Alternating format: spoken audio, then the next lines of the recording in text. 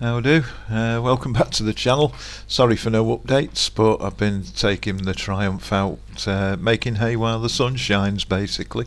Done over 700 miles in the last 3 weeks on this bike, really like it. But it hasn't come without its issues. Got a few electrical gremlins with the brake light, had to stop a couple of times and try and fix it. But I still haven't found the issue, so I'll just keep riding it at the moment. I also had an issue with the handling and thought there was something maybe awry with the shock, and I was completely correct. Don't think it's supposed to do that somehow after I'd removed it. So I've replaced the rear shock with a Thunderbird Sport one, which is fully adjustable, and the ride's far better. Still needs setting up a little bit more, but I'll get there. It's a lovely bike to ride, I must admit. Winter's on its way soon, and this bike's too nice to actually take out in the winter weather, so we'll have some nosying during the winter months. Okay, back to the job in hand with the SV. Wanted to make an exhaust hanger bracket. Been having thoughts about using recycled parts, and came up with the idea of using this. It's actually a handle off a jack that I've bought for the Triumph because there's no main stand. I'm not going to use this on the jack, as I use a ratchet and a socket, so I thought, well, this will be ideal. So put my plan into action, got the blowtorch out and started heating it up to cherry red, ready for bending. Everything I do's by eye, so I don't really measure things, I just look at them and think, yeah, it'll probably fit, that will.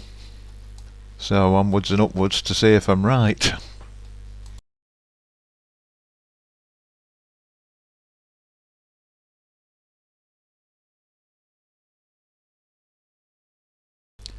Little note to self this time, don't use a bar that's going to hit the top of the shed when you're trying to bend something.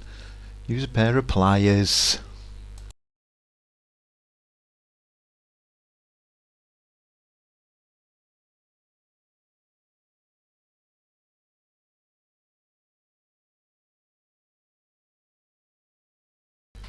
There we go, simple really.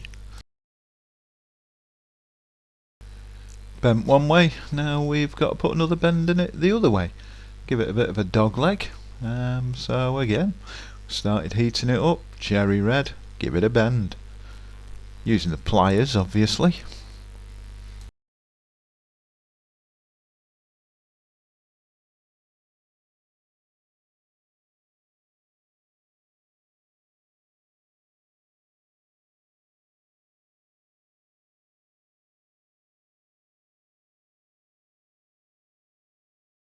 Right, so I measured it up on the exhaust and onto the bike itself, and things are looking pretty good actually.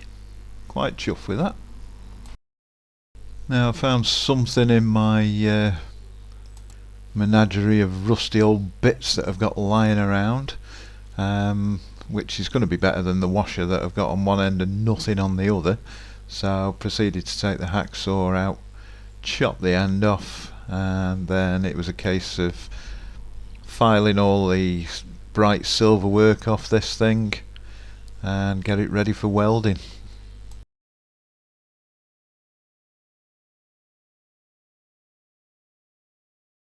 Haven't got a clue what this is, but I think it's going to be ideal.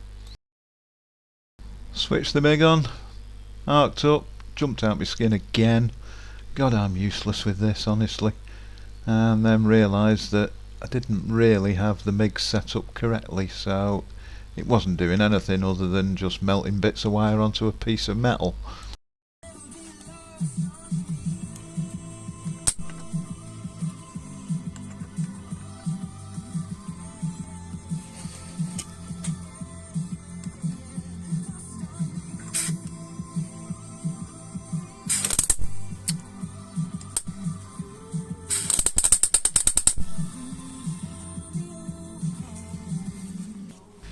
Careful, that might be hot.